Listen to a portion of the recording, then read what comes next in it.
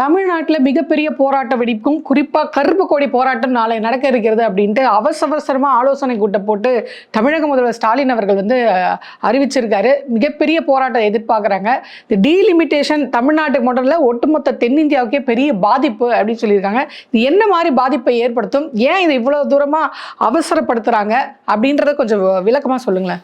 தமிழ்நாடு முதலமைச்சர் இதை எவ்வளோ சீரியஸாக எடுத்துக்கிறதுக்கு முக்கியமான ஒரு காரணம் என்ன அப்படின்னா, இந்த டீலிமிட்டேஷன் அப்படிங்கக்கூடிய சட்டம் இருக்குது பார்த்தீங்களா, இந்த சட்டத்தை எப்படி நடைமுறைப்படுத்தக்கூடிய அந்த பொறிமுறை இருக்குது பார்த்தீங்களா, மெக்கானிசம், அதனுடைய ஆபத்து தான்.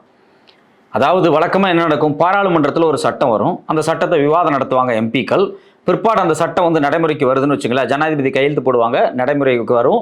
அதை நம்ம சேலஞ்ச் பண்ணுற மாதிரி இருந்தால் கோர்ட்டுக்கு போகலாம், கோர்ட் அதை எடுப்பாங்க, விவாதிப்பாங்க, எல்லாமே நடக்கும். இதுதான வழக்கமான நடைமுறை. ஆனால் இந்த டீலிமிட்டேஷனை பொறுத்த வரைக்கும் அது ஒரு சிறப்பு சட்டம். அந்த சட்டம் என்ன பண்ணும் அப்படின்னா, ஒரு கமிஷனை உருவாக்கும். அந்த டீலிமிட்டேஷன் சட்டத்தின்படி, ஆக்டின்படி ஒரு கமிஷன் உருவாக்கப்படும். அந்த கமிஷனில் எக்ஸிஸ்டிங், அதாவது இப்போ இருக்கக்கூடிய உச்சநீதிமன்ற நீதிபதிகளோ இல்லை ரிட்டையர்ட் ஆனவங்களோ, உயர்நீதிமன்ற நீதிபதிகளோ, ரிட்டையர்ட் ஆனவங்களோ, இல்லை தேர்தல் ஆணையம் சார்பாக ஒரு ஆளோ எல்லாமே இருப்பாங்க. இவங்க கூட சபாநாயகரால் பிரதிநிதித்துவப்படுத்தப்பட்ட எம்பிக்கள் இருப்பாங்க. ஆனால் அவங்களுக்கு வாக்கு போடுற உரிமை கிடையாது. இப்போ என்ன சிக்கல் அப்படின்னா, இந்த குழு இருக்குது பார்த்தீங்களா, பாராளுமன்றத்தால் உருவாக்கப்படக்கூடிய இந்த குழு, இந்த கமிஷன், இந்த சட்டம் ஒரு குழு உருவாக்குதல, இந்த குழு இந்த பரிந்துரையை கொடுக்குது, இதுதான் அப்படின்னு சொல்லி ஒரு டீலிமிட்டேஷன் ஃபார்மேட்டை கொடுக்குது அப்படின்னா, அதை வாங்கி அரசு இதெல்லாம் வெளியிட்டுட்டாங்க அப்படின்னா அதுவே சட்டமாயிடும். பார்லிமெண்ட்ல வைப்பாங்க, ஆனால் சேஞ்ச் பண்ண முடியாது. பார்லிமெண்ட்ல அது குறித்தான கருத்துக்களை தீவிரமான பரிசீலனைக்கெல்லாம் உட்படுத்த முடியாது. சரி, ஓகே, ரைட்டு, பார்லிமெண்ட்ல தான் நமக்கு பவர் இல்லை, இதை உச்ச நீதிமன்றத்தில் வச்சா அது சேலஞ்ச் பண்ணலாம் அப்படின்னா நீதிமன்றத்தில் சேலஞ்ச் பண்ண முடியாது. இந்த சட்டம் அப்படிங்கிறது இந்திய அரசியலமைப்பு சட்டத்தில் இருக்கக்கூடிய ஆர்டிகல் 329A அப்படின்னு சொல்லக்கூடிய நீதிமன்ற தலையீடுகளை தடுக்கக்கூடிய பிரதான சரத்துக்குள் இருக்கக்கூடிய முக்கியமான ஒரு விஷயம். அது பிளாக் பாக்ஸ்குள்ள இருக்கு. இதை யாருமே நீதிமன்றங்கள் கூட தடுக்க முடியாது. அதான் டீலிமிட்டேஷன்ஸ்னா எம்பிகள் அதிகமாக போறாங்க, இதனால தென்னிந்தியாவுடைய பிரதிநிதித்துவம் குறையுது அப்படின்னு தானே பேச்சு வந்தது. இது என்ன புதுசா நீதிமன்றங்கள் கூட தலையிடாத முடியாத ஒரு பிரச்சனை. இந்த எம்பிக்கள் அதிகப்படுத்துறாங்க இல்லையா, இந்த எம்பிக்களை அதிகப்படுத்தக்கூடிய முறை இருக்கு இல்லையா, அந்த ஃபார்மெட் இருக்கு இல்லையா, அந்த ஃபார்மெட்டை நடைமுறைப்படுத்தக்கூடிய சட்டமும், அது உருவாக்கக்கூடிய பாடியும், அது கொடுக்கக்கூடிய பரிந்துரையும், கமிஷனுடைய ரெக்கமெண்டேஷன்ஸும் இல்ல கமிஷனுடைய வழிகாட்டுதலையும் யாருமே சேலஞ்ச் பண்ண முடியாது. மக்களால் தேர்ந்தெடுக்கப்பட்ட நபர்கள் கூட, நீதிமன்றங்கள் கூட அதை சேலஞ்ச் பண்ண முடியாத ஒரு சிக்கல் இதில் இருக்கிறது. இதனாலதான் திரும்ப திரும்ப திரும்ப தமிழ்நாடு முதலமைச்சர் ஒரு சீரியஸான விஷயமா ஏன் எடுத்துக்கிறார் அப்படின்னா, ஏற்கனவே டீலிமிட்டேஷனுக்கான ஒரு கமிஷன் இவங்க போட்டு அறிக்கையை வாங்கிட்டாங்க. அந்த அறிக்கையில என்ன இருக்கு அப்படிங்கிறது வெளிப்படையான விவாதத்துக்கு வரல. அந்த அறிக்கையில் இருக்கக்கூடிய விவாதத்துக்கு வராமலேயே, பொதுவெளிக்கு வராமலேயே அது அப்படியே அரசுதலில் வெளியிடப்பட்டால் அது சட்டமாகிவிடும். அப்படி நடைமுறைக்கு வரும் பட்சத்தில் ஒரு மாநிலத்தினுடைய முதலமைச்சரோ, உச்சநீதிமன்ற தலைமை நீதிபதியோ, உயர்நீதிமன்ற நீதிபதிகளோ, இல்லை இந்தியாவினுடைய முக்கியமான எம்பிக்கள், எதிர்க்கட்சி தலைவர்கள் யாருமே இதில் இன்வால்வ் ஆக முடியாது. இப்போ சிக்கல் என்ன அப்படின்னா, தொகுதி மறுவரைவுனா என்ன? அப்ப இப்ப 543 எம்பிக்கள் இருக்கிறாங்க, மக்கள் தொகை கூடிக்கிட்டே இருக்கு. இந்த 543 அப்படிங்கிற பெஞ்ச் 1970 உருவாக்கப்பட்டுச்சு. அதாவது எல்லா நாட்டிலுமே இந்த சட்டம் இருக்கு. மக்கள் தொகை அதிகமாக பாராளுமன்றத்துக்கு போகக்கூடிய பிரதிநிதிகளை அதிகப்படுத்துது, சட்டமன்றத்துக்கு போகக்கூடிய பிரதிநிதிகளை அதிகப்படுத்தணும், உள்ளாட்சி அமைப்புகளுக்கு போகக்கூடிய பிரதிநிதிகளை அதிகப்படுத்தணும். அது லோக்கல் பாடியா இருக்கலாம், ஸ்டேட் கவர்மெண்டா இருக்கலாம், சென்ட்ரல் கவர்மெண்டா இருக்கலாம். இதுல ரெப்ரசன்டேஷன்ஸ், இவ்வளவு எம்பிக்கள் போகணும், இவ்வளவு எம்எல்ஏக்கள் போகணும், இவ்வளவு வார்டு மெம்பர், இவ்வளவு கவுன்சிலர் போகணும் அப்படிங்கிறத அதிகப்படுத்துவது ஜனநாயகத்தில் ஒரு நியாயமான விஷயம் தான். அதுல எந்த தப்பும் கிடையாது. 1951 மக்கள் தொகை கணக்கெடுப்பின் அடிப்படையில் 1952ஆம் ஆண்டு இந்த டீலிமிட்டேஷன் சட்டம் ஒரு தொகுதி மறுவரைவு செய்தாங்க. பிற்பாடு 1962 சட்டம் கொண்டு 61 மக்கள் தொகை கணக்கெடுப்பு இருக்கு பார்த்தீங்களா, அதன் அடிப்படையில் சேஞ்சஸ் கொண்டு வந்தாங்க. அதே போல 72லையும் கொண்டு வந்தாங்க, 71 மக்கள் தொகையின் அடிப்படையில். அப்போ ஒவ்வொரு 10 ஆண்டுக்கு ஒரு முறை இந்தியாவில் மக்கள் தொகை கணக்கெடுப்பு நடத்தப்படுகிறது. அந்த மக்கள் தொகை கணக்கெடுப்பில் எவ்வளவு மக்கள் உயர்ந்திருக்கிறார்களோ, அதிகமாக இருக்கிறார்களோ, எண்ணிக்கை கூடி இருக்குதோ, அதற்கு ஏத்தார் போல எம்பிக்களையும் கூட்டுவது. இதுதான் டீலிமிட்டேஷனுடைய எளிமையான ஃபார்மெட்டு. இப்போ வெளிப்படையா பார்க்கக்கூடிய நிறைய பேர் என்ன, இது நியாயமான விஷயம் தானுங்க. இல்லை, எடப்பாடி கூட அப்படித்தானே சொல்லியிருக்காரு. அவர் இன்னொன்று சேர்த்து சொல்லியிருக்காரு. அவர் என்ன சொல்றாரு அப்படின்னு பார்த்தீங்கன்னா, இந்த டீலிமிட்டேஷன் வந்து எதுக்காக நடத்தப்படுது, பெண்களுக்கு 33% இடஒதுக்கீடு வந்து அந்த உமன்ஸ் ரிசர்வேஷன் ஆக்ட் இருக்கு இல்லையா, அதுபடி பண்ணோம்னா மக்கள் தொகை கணக்கெடுப்பு நடத்தணும். அதனால தான் இந்த மக்கள் தொகை கணக்கெடுப்பு மூலிமா 33% வரப்போகுது. இந்த 33% பெண்களுக்கு அதிகறது வந்து ஸ்டாலின் அவர்களுக்கு அதாவது 33% இடஒதுக்கீடு அப்படிங்கிறது வந்து இப்போ எக்ஸிஸ்டிங்ல இருக்கிறதுலே கொடுக்கலாம். இப்போ 543 இருக்குல்ல, அதுலயே நீங்க 10 வருஷத்துக்கு முன்னாடி கொடுத்துட்டு போக வேண்டியது. 2014 ஆட்சிக்கு வந்தீங்கல்ல, 15 வருஷம் இல்ல, மக்கள் தொகை எவ்வளவு இருக்குன்னு தெரிஞ்சா தானே கொடுக்க முடியும். நான் என்ன கேட்கேன், மக்கள் தொகை கணக்கெடுப்பு எடுக்கிறதுக்கு முன்னாடி கூட நீங்க இந்த 33% அலோகேட் பண்ண முடியும். நீங்க என்ன பண்றீங்கன்னா, மக்கள் தொகை கணக்கெடுப்பு எடுத்து அதன் அடிப்படையில் அலோகேட் பண்ணணும்னு சொல்றீங்க. அதுல எந்த தப்பும் இல்லை. நாங்களும் அதான் சொல்றோம். முதல்ல மக்கள் தொகை கணக்கெடுப்பு எடுங்க, அதுக்கு பிறகு டீலிமிட்டேஷனுக்கு வாங்கன்னு நம்ம சொல்றோம். ஏன் வந்து நான் உமன்ஸ் ரிசர்வேஷன் கொடுக்க தயாரா இருக்கிறேன்னு சொல்றப்ப மக்கள் தொகை கணக்கெடுப்பே எடுக்காம ஏன் இவ்வளவு வேகமா டீலிமிட்டேஷனுக்குள்ள போறாங்க? 1971 மக்கள் தொகை இருக்கு பாத்தீங்களா, அந்த மக்கள் தொகை கணக்கெடுப்பின் அடிப்படையில் அந்த 543 ஃபிக்ஸ் ஆச்சு பாத்தீங்களா, மொத்த எம்பிக்கள் இந்திய பாராளுமன்றத்தில். அது அப்படியே நிலைச்சு நிக்குது. ஏன் நிலைச்சு நிக்குது அப்படின்னா, 1976 ஒரு சட்டம் வருது. அந்த சட்டத்தில் அவங்க என்ன சொல்றாங்க அப்படின்னா, ஒரு புது சிறப்பு அமெண்ட்மெண்ட் கொண்டு வராங்க. இனிமேல் டீலிமிட்டேஷன் பண்றதுக்கு, மக்கள் தொகையை அடிப்படையில் மறுவரைவு செய்வதற்கு 25 ஆண்டு காலம் நீட்டிப்பு தேவை. நாங்க அதை ஏன் சொன்னாங்க அப்படின்னா, அன்னைக்கு இருந்த காங்கிரஸ் அரசாங்கம், அன்னைக்கு இருந்த இந்திரா காந்தி அரசாங்கம் என்ன பண்றாங்க அப்படின்னா, ஒரு விதமான ஃபோர்ஸ்டு பாப்புலேஷன் கண்ட்ரோலுக்குள்ள வர்றாங்க. அதாவது மக்கள் தொகை கட்டுப்படுத்துவது அப்படிங்கிறத அரசு சட்டத்தினூடாக அவங்க திணிச்சாங்க. கட்டுக்கோப்பாக இதை நடைமுறைப்படுத்தணும்னு சொன்னாங்க. இது எல்லா மாநிலங்களுக்குமே அப்ளிகபிள். அது சவுத் இந்தியா, நார்த் இந்தியா எல்லா மாநிலத்துக்குமே அப்ளிகபிள். எல்லாருமே மக்கள் தொகையை குறைக்க வேண்டும் அப்படிங்கிறது தான் 1970களில் இருந்து வரக்கூடிய ஒரு பெரிய கேம்பெயின். இப்போ தமிழ் படங்கள், அந்த காலத்து படங்கள்ல பாத்தீங்க அப்படின்னா அதுக்கான விழிப்புணர்வு இருக்கும், மக்களிடம் நிறைய விழிப்புணர்வு வீடியோக்கள் இருக்கும். குடும்ப கட்டுப்பாடு பண்ணணும்னு சொல்லுவாங்க. அப்ப ஆரம்ப சுகாதார குறுக பெற்று பெருக வாழ்க, ஆரம்ப சுகாதார நிலையங்கள்ல அதனுடைய ஓவியங்கள் வரையப்படும். இன்னும் சொல்ல போனா அதுக்கான சாதனங்கள் எல்லாமே நேரடியாகவே கொடுக்கப்படும். அது மாதிரியான ஒரு நடைமுறை இருந்துச்சு குடும்ப கட்டுப்பாடு பண்றதுக்காக. இந்த குடும்ப கட்டுப்பாடு திட்டம் வருது 1970களில் வருது. 76ல் சட்டம் போட்டு அடுத்த 25 ஆண்டுக்கு இதை நடைமுறைப்படுத்தக்கூடாது, எது டீலிமிட்டேஷன் பண்ணக்கூடாது. ஏன்னா பாப்புலேஷன்ல சேஞ்சஸ் நடந்துகிட்டு இருக்கு, இம்பேலன்ஸ் ஆயிட்டு இருக்கு அப்படிங்கிறதுனால அதை கட்டுப்படுத்துறாங்க. இப்போ என்ன இதுல பெரிய சிக்கலாயிருச்சு அப்படின்னா, தென்னிந்திய மாநிலங்களான தமிழ்நாடு, கேரளா, ஆந்திரா, தெலுங்கானா, கர்நாடகா, இந்த மாநிலத்தில் இந்த குடும்ப கட்டுப்பாடு திட்டத்தை ரொம்ப ஸ்ட்ரிக்டா ஃபாலோ பண்றாங்க. இங்க பாத்தீங்கன்னா குழந்தை பெத்துக்கிறதுனுடைய ஃபெர்டிலிட்டி ரேட் இருக்கு பாத்தீங்களா, 1.8 இல்ல 2 பிலோ 2% இருக்கு இந்த 30-40 வருஷத்துல. ஆனால் வட இந்தியாவில் உத்தரப்பிரதேசம், மத்திய பிரதேசம், ராஜஸ்தான், ஜார்க்கண்ட், சத்தீஸ்கர் இது மாதிரியான மாநிலங்களில், குறிப்பாக ஹிந்தி பெல்ட்டில் இந்த ஃபெர்டிலிட்டி ரேட் அப்படிங்கிறது 3.84 வரைக்கும் இருக்குது. அதாவது தமிழ்நாட்டில் ஒரு நபர், அதாவது தென்னிந்தியாவில் ஒரு நபர் சராசரியாக 2 குழந்தை பெற்றுக்கொள்கிறார் என்றால், வட இந்தியாவில் இருக்கக்கூடியவர்கள் 3 to 4 குழந்தைகள் வரைக்கும் பெற்றுக்கிறாங்க. அப்போ இந்த குடும்ப கட்டுப்பாடு திட்டம் அப்படிங்கிறது முறையாக பின்பற்றப்படவில்லை. அதை யாருமே ஃபாலோ பண்ணல. நார்த் இந்தியாவில் கவர்மெண்ட்டும், அன்னைக்கு இருந்த காங்கிரஸ் அரசா இருக்கட்டும், மற்றவங்களா இருக்கட்டும், அது ரொம்ப ஸ்ட்ராங்கான ஒரு மெக்கானிசமா அதை செய்யலை. ஆனால் தென்னிந்தியா அதை செஞ்சிச்சு. அப்ப இருந்தே என்ன சிக்கல் ஓடுது, இந்த 25 வருஷம் எக்ஸ்டென்ஷன் கொடுத்தாங்களா, 1976லேருந்து 2000க்கு பிறகு நடத்தப்படக்கூடிய முதல் சென்செக்ஸ் மக்கள் தொகை கணக்கெடுப்பின் அடிப்படையில் மறுவரைவு செய்ய வேண்டும் அப்படின்னு சொல்லி சொன்னாங்க. 2000ல் திருப்பி இந்த பிரச்சனை வரும்போது மறுபடியும் என்ன பண்றாங்க அப்படின்னா, ஒரு புது சட்டத்தை கொண்டு வந்து 2001ல் என்ன சொல்றாங்க அப்படின்னா, அடுத்த 25 ஆண்டுகள், அதாவது 2026 வரைக்கும் இதை நடைமுறைப்படுத்தக்கூடாது அப்படிங்கிறாங்க. ஸோ அப்போ இதில் சொன்னதனுடைய நோக்கம் என்ன அப்படின்னா, மக்கள் தொகை அதிகரித்து கொண்டே இருக்கிறது. அந்த அதிகரிப்பு வட இந்தியாவில் வேறு மாதிரியாகவும் தென்னிந்தியாவில் வேறு மாதிரியாகவும் இருப்பதால் இதை நடைமுறைப்படுத்துவதற்கு உகந்த காலம் இல்லை. அதாவது மக்கள் தொகை அடிப்படையில் நீங்க பிரிக்க கூடாதுன்னு ஸ்டாலின் அவர்கள் சொன்னாரு. மோடி அவர்களும் சரி மக்கள் தொகை அடிப்படையில் பிரிச்சாதானே உங்களுக்கு பிரச்சனை, நான் ஒட்டுமொத்தமா 50% நான் ஒட்டுமொத்தமா எல்லாருக்கும் சமமாக உயர்த்துறதுன்னு சொல்றாரு. அப்படி இருக்கும்போது இல்ல, அப்படி உத்தரவாதமான ஸ்டேட்மெண்ட் என்ன வந்திருக்கு அப்படிங்கிறது நமக்கு இது வரைக்கும் தெரியல. மோடி அவர்கள் சொல்லியிருக்காங்களே, எல்லா முக்கிய நாளிதழ்களையும் வந்திருக்கு 50% தான் உயர்த்த போறோம் அப்படின்னு. காங்கிரஸ் தரப்புல இருந்து அதுக்கு எதிர்ப்பும் வந்தது, இது கண்துடைப்பு வேலை அப்படின்னு எதிர்ப்பு வந்தது. அதாவது 19வாக 50% அப்படிங்கிறது வந்து ஏற்புடையது கிடையாது. நீங்க வந்து எவ்வளவு மக்கள் அதிகமாயிருக்கோ, நீங்க 1970ல் என்ன சதவீதங்கள் கொடுத்தீங்களோ அந்த சதவீதத்தின் அடிப்படையில் இப்ப பிரிச்சா நல்லா இருக்கு. இவங்க என்ன சொல்றாங்க, 848 பேர். இவங்க சொல்லக்கூடிய கணக்கு யாரு, பாஜக என்ன சொல்லுது, நாங்க இன்னைக்கு இருக்கக்கூடிய 543 848 மாத்த போறோம் அப்படிங்கிறாங்க. இப்போ நான் ஒரு கணக்கு சொல்றேன். 1971ல் பீகாருடைய மொத்த மக்கள் தொகை அப்படிங்கிறது 4.2 கோடி. தமிழ்நாட்டினுடைய மக்கள் தொகை அப்படிங்கிறது 4.1 கோடி. இப்போ அன்னைக்கு தமிழ்நாட்டுக்கு கொடுத்த மொத்த எம்பி 39, பீகாருக்கு 40, ஆல்மோஸ்ட் ரெண்டு சேம் தான். இது 71. இப்போ 2025 தோராயமாக எவ்வளவு மக்கள் தொகை இருக்கு என்று கணக்கெடுக்கப்பட்டதின் அடிப்படையில் பார்த்தீங்க அப்படின்னா தமிழ்நாட்டினுடைய மக்கள் தொகை 7.6 கோடி. ஆனால் பீகாருடைய மக்கள் தொகை 12.3 கோடி. ஸோ இப்போ இவங்க என்ன சொல்றாங்கன்னா புது மக்கள் தொகை கணக்கெடுப்பின் அடிப்படையில், புது மக்கள் தொகை அதிகரிப்பின் அடிப்படையில் இந்த 848 நாம பிரிச்சோம் அப்படின்னம்னா தமிழ்நாட்டுக்கு 49, ஆனால் பீகாருக்கு 79 எம்பி அப்படிங்கிறாங்க. இதுதான் இங்க சிக்கலா மாறுது. நமக்கு வெறும் 10 கூடுது, பீகாருக்கு 40 கூடுது, கிட்டத்தட்ட 39 கூடுது.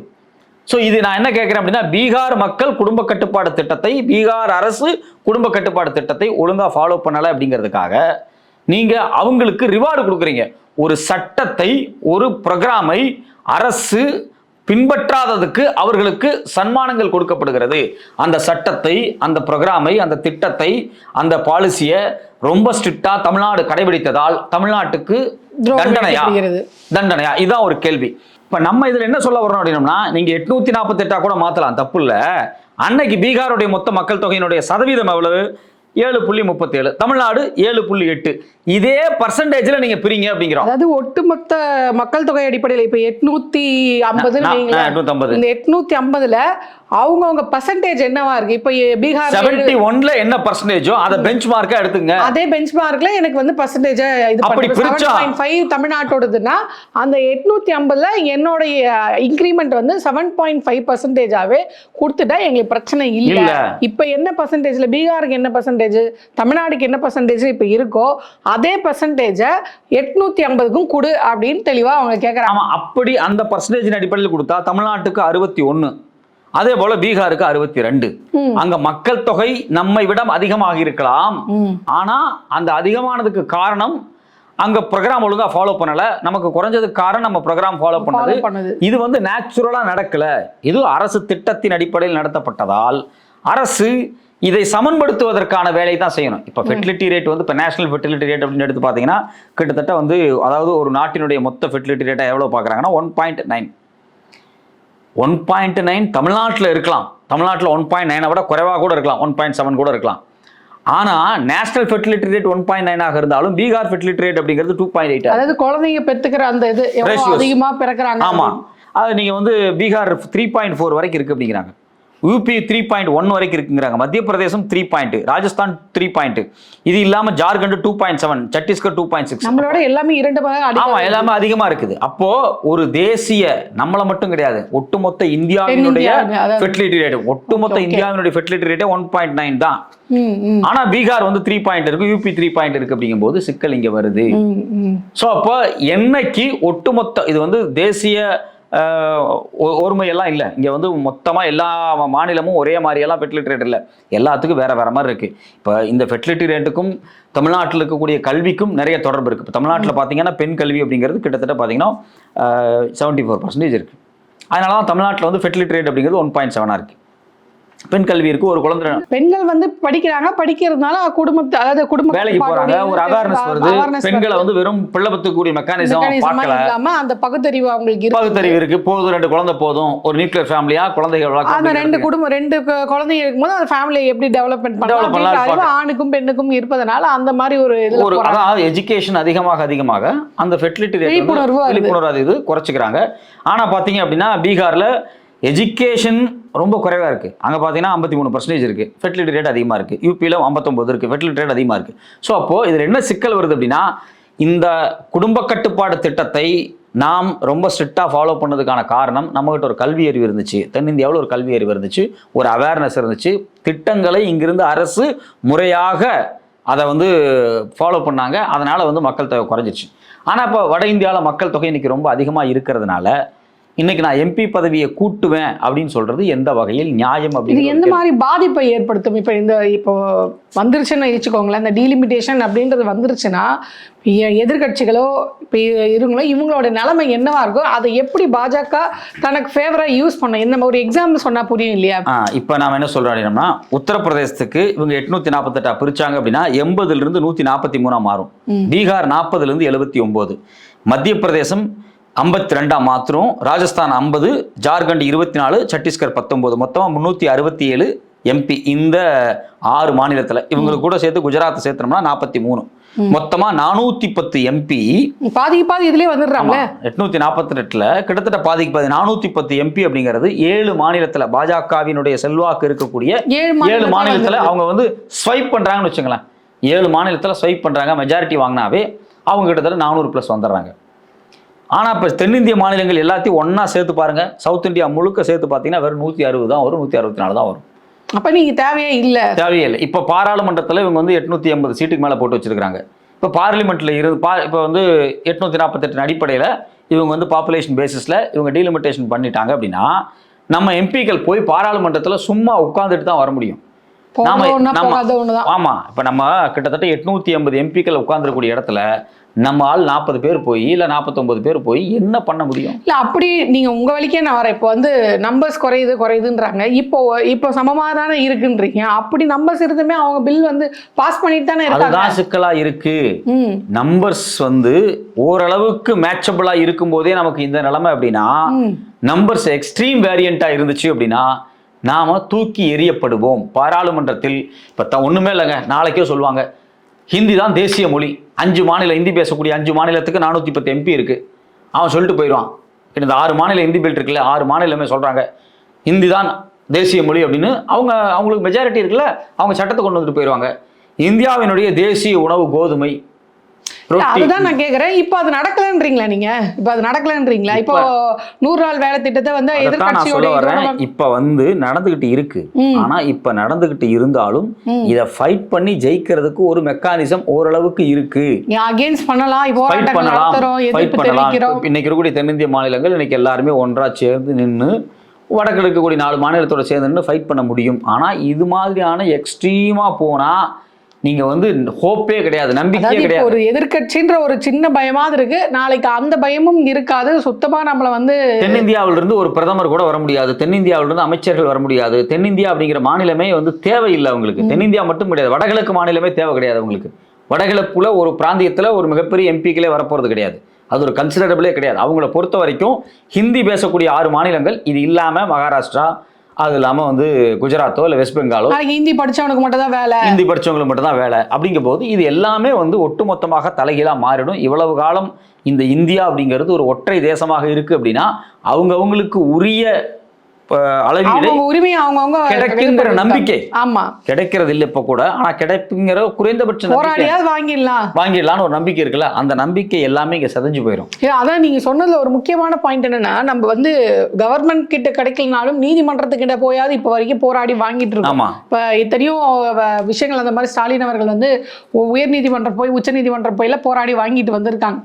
அப்படி இருக்கும்போது உச்ச நீதிமன்றமே இதுல தலையிட முடியாது, உச்ச நீதிமன்றமே தலையிட முடியாது. அப்ப இப்ப இது என்னதான் வழி? அப்ப அதுக்கு இதுல இருந்து தப்பிக்கிறக்கோ மீள்றக்கோ வேற வழியே இல்லையா? ஒட்டுமொத்தமாக இந்தியாவில் இருக்கக்கூடிய மக்கள், தென்னிந்தியாவில் இருக்கக்கூடிய மக்கள் எல்லாம் சேர்ந்து ஒரே அணியா நின்று ஒரு பெரிய போராட்டம். அதுக்கான கால அவகாசம் நம்மளுக்கு இல்லையே, கால அவகாசம் கொடுக்கல. அதான் பெரிய சிக்கலா இருக்கு. இப்ப இவங்க வந்து இதை நடைமுறைப்படுத்த போறேன் அப்படிங்கிறத திடீர்னு 2 நாளைக்கு முன்னாடி சொல்றாங்க, நாங்கள் பார்லிமெண்ட்டில் நாளைக்கு டிஸ்கஸ் பண்ண போகிறோம் அப்படிங்கிறது. அப்போ இவங்க ஏதோ ஒரு உள்நோக்கத்தோடு செயல்படுறாங்க. இவங்களுக்கு இந்த பெண்களுக்கான ரிசர்வேஷனை கண்ணில் காமிச்சு 848 வந்து அவங்க சாதிச்சிடணும் அப்படின்னு நினைக்கிறாங்க. இது உண்மையிலேயே வந்து இந்தியாவினுடைய கூட்டாட்சி தத்துவத்தை ஒட்டுமொத்தமாக எந்த விதமான உரையாடலுக்கும் அப்பாற்பட்டு கிழித்தெறிகிற மாதிரி விஷயம். கூட்டாட்சி தத்துவம்னு ஒன்று இனிமேல் இருக்கவே கூடாது. இறுதி அடி அது.